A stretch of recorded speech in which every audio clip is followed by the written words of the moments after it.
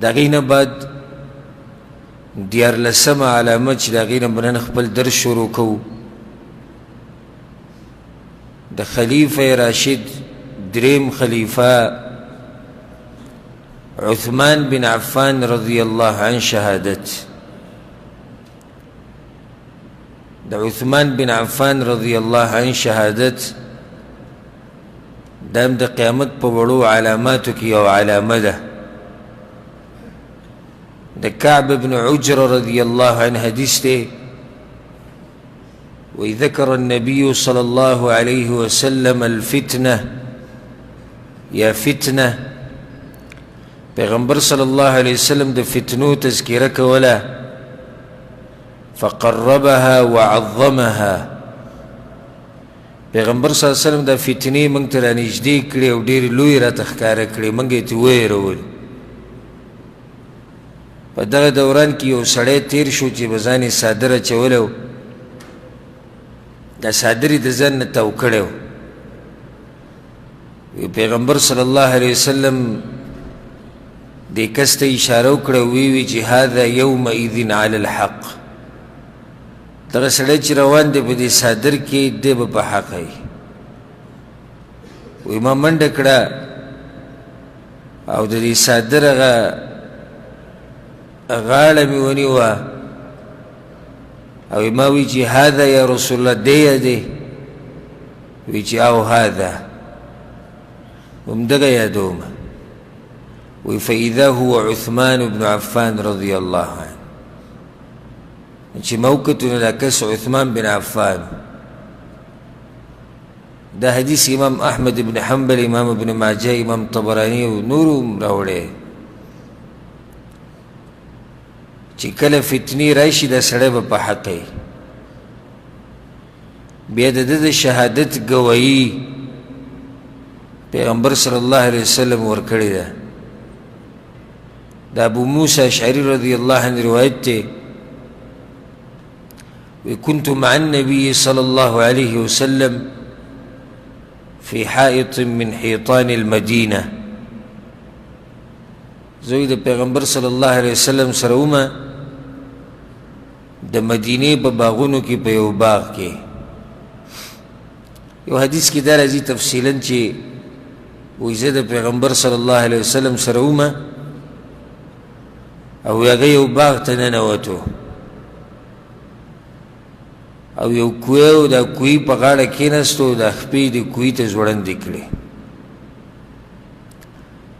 ما په زړه کې وي چې نن به زه د پیغمبر صلی الله علیه وسلم چوکیداري وکړم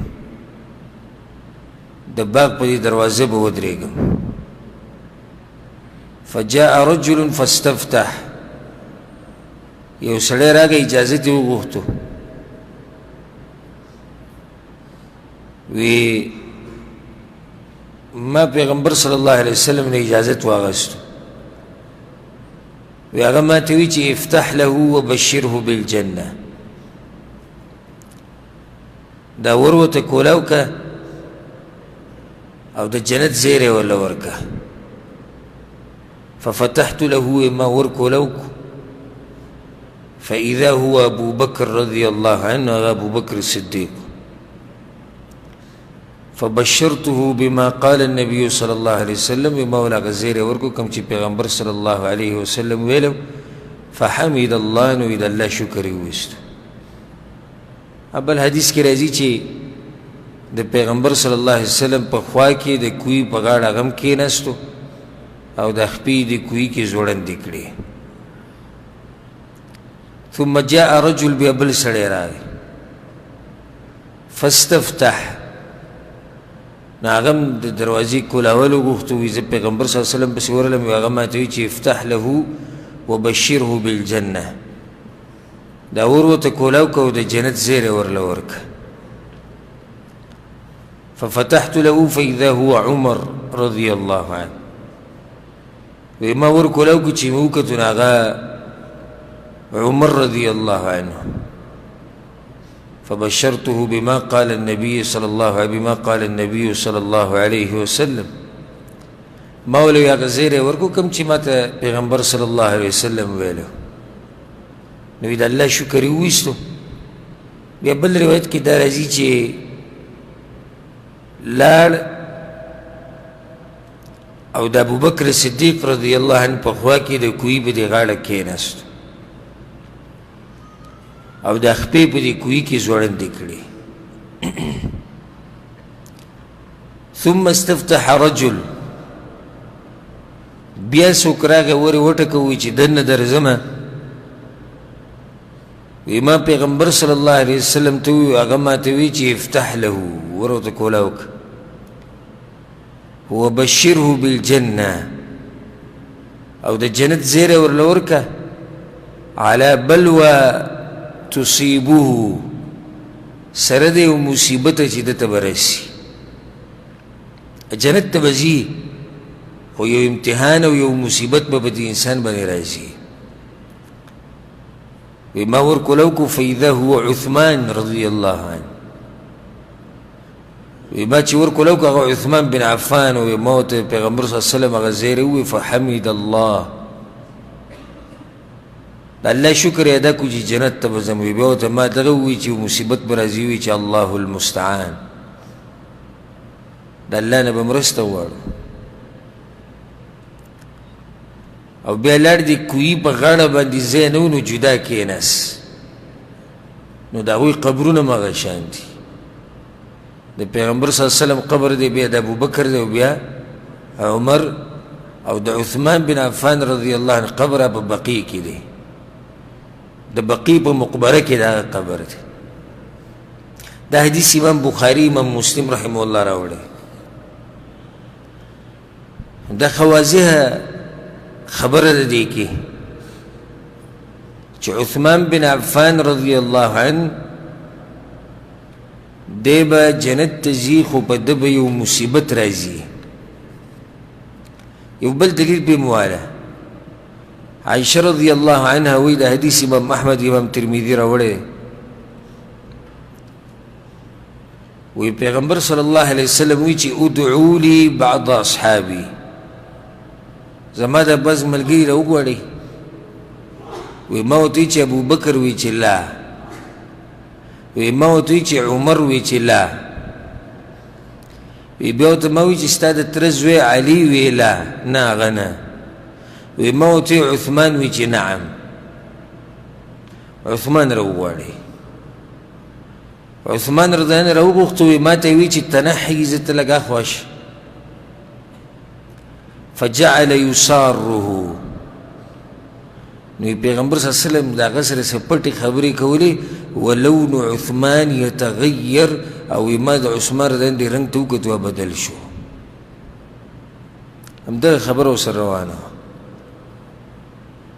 چې کله ورته پیغمبر صلی الله علیه وسلم وی چې یو مصیبت به د باندې راځي، د دې سره د عثمان رضی الله عنه رنګ څه شو، رنګ یې بدل شو. یو حدیث کې دا راځي چې پیغمبر صلی الله علیه وسلم ته الله به تاته یو کمیس اچوي. کمیس نه مراد څه دی؟ خلافت دی. خلق به درنه وباسي او ته به نه وباسي. نو بیا په هغه باندې هغه فتنه رااله. د هجرت 15 کالو، 15 کال د هجرۍ په عثمان ابن عفان رضی الله عنه باندې بیا هغه سخته او هغه مصیبت راغی. ما د عثمان رضی الله عنه سیرت بیان کړی دی، تقریبا 300 کې دی. هغه واورئ که تفصیل د هغه د ژوند او د دې واقعې معلومول غواړئ. دلته موږ سره دومره وخت نشتی چې د هغه سیرت تفصیلا بیان کړو، بیا د واقعې تفصیلا بیان کړو، دومره وخت نشتی. د قیامت د علامات چې موږ بیانوو په دې کې به ډېرې واقعې راځي د سیرت، خو موږ به صرف هغه واقعو ته اشاره کوو، سرسري به بیانوو، ځکه چې دلته بیان د قیامت د علاماتو روان دی، د سیرت نه دی. بیا که څوک ډېر تفصیل غواړي هغه سیرتونه اورېدی شي. الحمدلله موږ د دې خلفای اربعه ابوبکر، عثمان، علي، عمر رضی الله عنهم د دې ټولو سیرت موږ تفصیلا بیان کړی. د په سیرت کې بیا ما دا واقعه تفصیلا بیان کړې ده چې څه وجه وه او دا فتنه څنګه شروع شو، بیا څنګه ختمه انتها ته ورسېد. حاصل د هغې دا دی عثمان بن عفان رضی اللہ عنہ په مصر باندې داغه په خلافت کې مشرو عمرو بن العاص رضی الله عنه. نو عثمان بن عفان دسی چلو کو چې د عمرو بن العاص د مصر د مشرتیانا لری کو داغه په ځای بل والی راوستو عبد الله بن سعد بن ابي سرح او عمرو رضی الله عنه ته وی چې ته واپس راشه مدینې ته. د مصر خلکو د کومو چې د عثمان سره نه لګېده مخکې او بیا دا واقعه هغو ته یو چابي میلاو شوه او چې دا وګوره د مشران صحابه کرام لرې کوي د ولایت نه او کشران والیان کوي او چې کوم د خپل دی هغه رامخکې کوي او دغه شانې خبرې شروع کړي. دا بیا اوږد سیرت دی، اوږد سیرت دی. دا خبره وکړه وي د چې دی قرآنونه سوځولي، بعضو پکې دا وجه ذکر کړه که نه. ګوره د چا چې تا چا سره نه لګي نو هره خبره بیا په دشمنۍ کې اړوي. یو یې دا وي د خپلوان مخکې کوي، دویم یې دا وي د قرآنونه سېزلي دي. قرآنونه خو هغه سېزلي دا خلک ټول په یو قرت را جمع کړو چې اختلافات نه پیدا کېږي. او د په مینا کې د حج په دوران کې پوره مونځ کړی، دا خو د هغه یو اجتهاد و.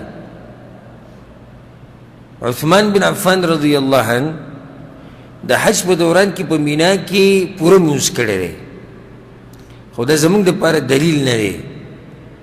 وجه دا ده چې پیغمبر صلی الله علیه وسلم په مینا کې د حج په دوران کې قصر کړی، ابو بکر صدیق قصر کړی، عمر بن خطاب قصر مونځ کړی دی، عثمان بن عفان د خلافت په اولنو ورځو کې هغه هم قصر کړی، بیا به هغه په مینا کې پوره مونځ کوو. او وجه یې دا ذکر کوله چې هغه د دغه علاقې نه واده کړی و. عثمان رضی الله عنه دغه علاقې نه واده کړی و. نو دا به وی زه چې دې علاقې ته راشم لکه زه چې خپل ځای ته راشم، نو ځکه وایي زه مونځ پوره کومه. خو دا د هغه اجتهاد و، الله به له په دې اجتهاد باندې اجر هم ورکوي. خو دا خبره خو د دې حقداره نه ده چې د ده خلاف ترې راووتی شي، بغاوت ترې وشي. د دې خو نه حدیث خو ډېرو صحابه کرامو اجتهادات کړي دي چې نورو صحابه کرامو ورسره هغه نه دي منلي، د هغوی دغه رایې نه وه. خو آیا د دې دا مطلب شو چې دې صحابي خلاف راوځه؟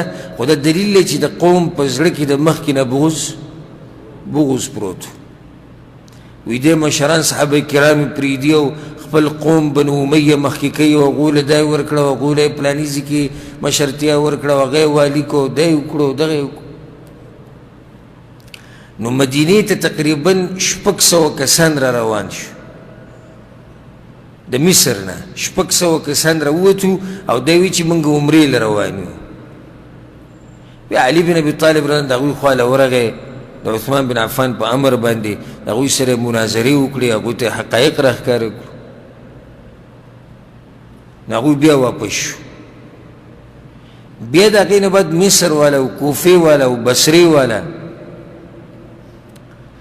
دوی جعلي رسالې یو بل ته ولېږلې د صحابه کرامو په ژبه باندې، جعلي، لکه طلحه رضی الله عنه، زبیر رضی الله عنه، علي رضی الله عنه، چې راوځئ د عثمان خلاف جنگ کوو.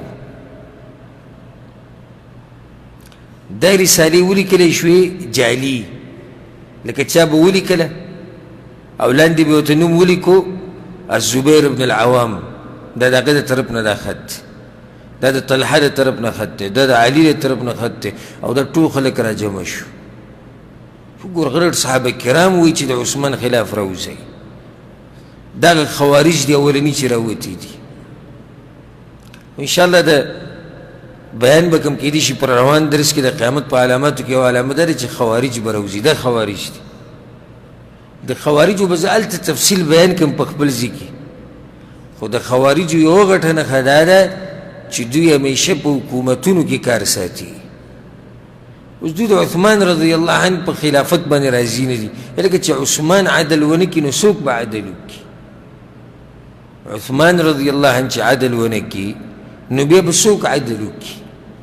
بیا بس ظالمان پروفیسران او د سکول استادان دي په اصل کې ځان باندې نوم د مولیانو یې ښودی دی او بیا بعضو پکې شروع وکړه او عثمان رضی الله عنه دا زیاتې شوې ده دا شوې دا شوې برخه یې واخیستی دې خوارجو سره عثمان رضی الله عنه دغه ټولو خبرونه پاکو کوم چې دوی په هغه باندې بهتانونه لګولي